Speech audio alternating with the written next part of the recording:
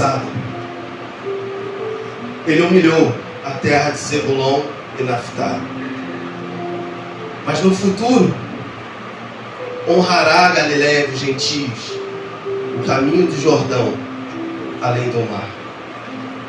Porque o povo que estava em trevas viu brilhar uma grande luz. Sobre os que viviam à sombra da morte, resplandeceu-lhes a luz. Porque tu quebraste o jugo do opressor e a vara que lhes feria os ombros, como nos dias das derrotas dos midianitas. Porque toda a bota do guerreiro, manchada de sangue, e toda a veste envolvida na batalha, será queimada. Porque um menino nos nasceu, um filho se nos deu, o governo está sobre os seus ombros, e ele será chamado de maravilhoso conselheiro, Deus forte, Pai da eternidade e príncipe da paz. Aleluia. Meus irmãos, eu estou representando aqui nesse momento, acabei de encenar uma fala de 700 anos antes do nascimento de Jesus. E essa fala é do profeta Isaías. E esse texto, essa profecia centenária, está lá no texto. Isaías capítulo 9.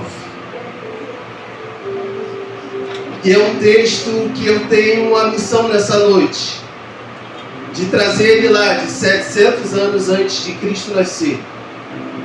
E tentar fazer esse texto com o auxílio do Espírito Santo, que ele se comunique com o teu coração. Fazer com que esse texto tão antigo entre na tua história agora que você está passando. Entre lá na tua casa naquilo que você está vivendo hoje. Fazer com que esse texto antigo se comunique com aquilo que a gente tem andado e visto pelas ruas do nosso bairro. E o Isaías capítulo 9 diz: contudo não haverá mais escuridão para os que estavam aflitos. E é um texto que já escancara a porta da esperança para nossas vidas nessa noite. Para nós que estamos num culto especial de Natal, onde o tema é esperança. 700 anos antes, Isaías está falando.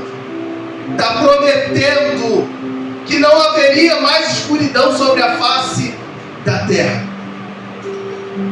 E ele vai falar que essa escuridão iria passar num determinado local específico. Quantos aqui vão lembrar do Reino do Norte? Entre o Reino do Norte e o Reino do Sul, o Reino do Norte foi o mais rebelde. Mas a profecia de Isaías está dizendo que virá sobre o Reino do Norte, sobre Zebulon, Naftali, uma estrondosa luz. E essa profecia ela já nos garante muita esperança para essa noite. Talvez pela tribo mais rebelde, Isaías está sendo tocado por Deus para falar que sobre aquele lugar em Cafarnaum viria uma grande luz sobre aquele povo.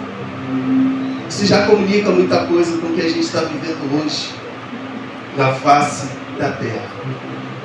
Sabe, meus irmãos, Isaías capítulo 9 parece que tem muito a ver com Gênesis capítulo 1. Para que a gente entenda o que a gente está fazendo aqui nessa noite. Porque Gênesis capítulo 1 está dizendo que no início Deus criou todas as coisas, céus e terra, e que havia trevas sobre a face do abismo, e o Espírito de Deus se movia sobre a face das águas. Gênesis vai dizer que disse Deus: haja luz. Sabe, Isaías é um texto coladinho com Gênesis, que está nos mostrando sobre o caos. Deus iria ordenar a luz, uma luz muito poderosa. Então Isaías está olhando para um futuro e está vendo que uma nova criação iria surgir. Um novo homem iria se levantar sobre a face da terra. iria resolver o problema como nunca antes fora tentado. Porque caímos no entendimento de que para resolver o problema na terra tem que se levantar o político que a gente quer.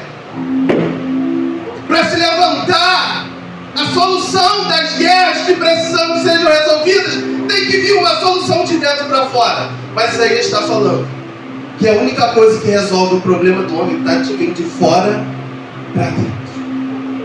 Somente com Deus entrando na história, tudo seria resolvido e transformado. Aí ele vai falar assim, que essa luz iria raiar na Galileia dos gentios. Olha só. Sabe, para você esteve distante, mas Galileia dos gentios era a pior escolha. Talvez seria, sei lá, favelinha, buraco quente. Pior judaísmo, olhava para a Galileia dos gentios e falava assim, não vem nada de bom da Galileia dos gentios. Mas pois bem, foi a Galileia dos gentios que o Senhor escolheu para manifestar o seu ministério com luz tremenda. Já começa a aquecer e a obertar essa palavra no teu coração. Talvez você tenha olhado para a tua rua, para a barricada que nela está, para a dureza da dívida que você está se atolando, para tudo travado, e fique pensando, por que é que eu tenho que comemorar o Natal? Por que é que o meu coração tem que se encher de esperança nessa data que talvez nem seja de fato o nascimento de Cristo, 25 de dezembro, como foi passado. Mas o fato dele ter escolhido a Galileia dos gentios nos mostra que ele está preocupado com os desprezados. O Natal tem muito disso. Um Deus que ama os esquecidos. Um Deus que talvez Brasília não olhe para São João, para Vila Humaitá, para Jorge Nayar, mas nos céus tem um que está atento. Isaías capítulo 9, no 4 diz que foi quebrada a vara do opressor como nos dias que houve uma vitória contra os midianitas. Espera aí, o que essa profecia tem a ver com o Natal? O que ela tem que comunicar comigo e com você hoje? Sabe quem foi usado para ser vitorioso contra os midianitas? Gideão. O que Isaías está falando é que um homem fraco foi usado para esmagar a vara do inimigo que os oprimia. Mas Isaías está apontando para o novo Gideão, que assim como o Gideão lá do passado, também veio em fraqueza. Sabe, eu quero te falar algo nessa noite. Não foi a força de Deus que venceu todas as coisas na história. Sabe que de fato venceu a morte? Sabe que de fato venceu o inferno? Não foi 100% do poder de Deus, foi o mínimo do seu poder. Diácono Léo, como foi esse mínimo que derrotou o poder de todas as trevas? O menino que nos nasceu. Sabe, a fraqueza venceu, não foi todo o poder, ele não precisou usar todo o poder. Isaías, capítulo 9, versículo 6, vai dizer que um menino nos nasceu. E ele vai falar assim, ó, um menino nos nasceu, um filho se nos deu. Sabe, todo homem quer se tornar homem, toda criança quer se tornar um grande homem. Toda menina, eu tiro pela minha filha, quer se tornar uma grande mulher. Mas só o nosso Jesus se torna menino. Só o nosso Jesus, tendo todo o poder de se tornar pequeno. Se a gente quer entender e encher o coração de esperança, precisamos acolher essa palavra nessa noite no coração. Sabe o que ele tinha de melhor para fazer? Ele entrega na obediência do seu filho, em deixar toda a sua glória para se espremer no útero de uma virgem. Isaías está falando assim, porque um filho nos nasceu, mas calma aí, nos nasceu está no passado.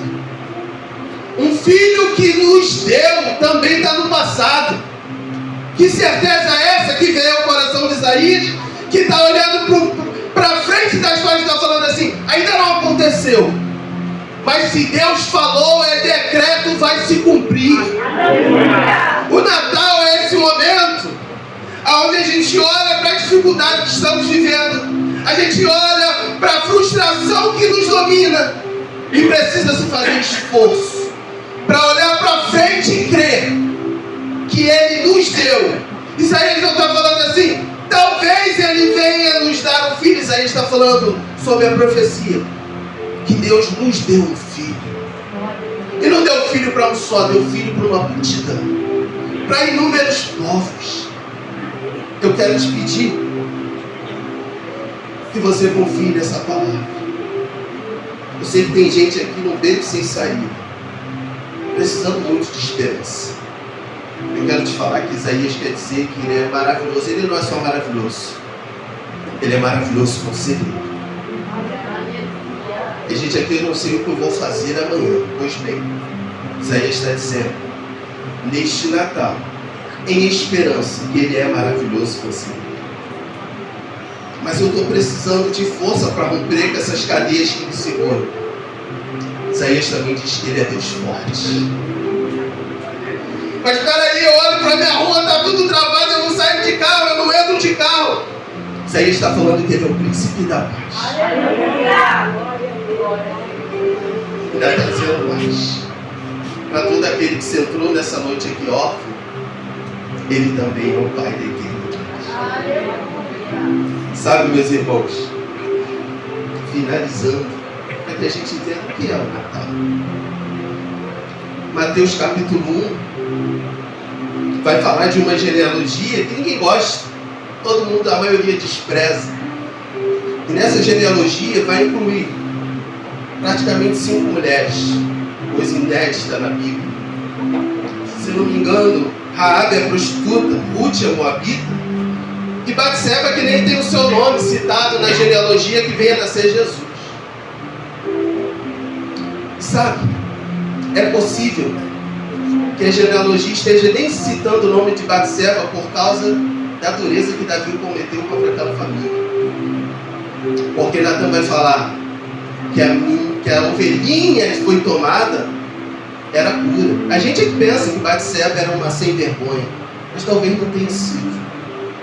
Talvez Davi tenha abusado daquela mulher e tomado ela força. Talvez. Sabe o que tudo isso nos diz em Mateus capítulo 1? Que é aquele que inclui. Genealogia, meu pastor, era como se fosse um currículo. Quem é que já não enfeitou demais o seu currículo para tentar aquela vaga? Mas na história do menino que nasceu, ele não maqueia nada. Ele coloca a verdade no incrível. Coloca o assassino e o adultério de Davi. Coloca as prostitutas que se achegou. Eu finalizo te dizendo: permita que a esperança mude e invada o teu coração nessa noite. Porque é aquele que inclui. As mulheres no passado eram desprezadas. Ele é aquele que inclui os homens que erraram das piores maneiras possíveis. Então tem perdão para a tua vida nesse Natal. Tem esperança para a tua casa, sim. Para a tua causa, sim. Porque o menino nos nasceu. Um filho nos foi dado. E o governo não está na mão das facções. O governo não está em Brasília. O governo está sobre os seus olhos. Ele vai sempre ser chamado de maravilhoso. Vai sempre ser chamado de Pai da eternidade e príncipe da paz. Que Deus abençoe essa palavra no seu coração. Em nome de Jesus.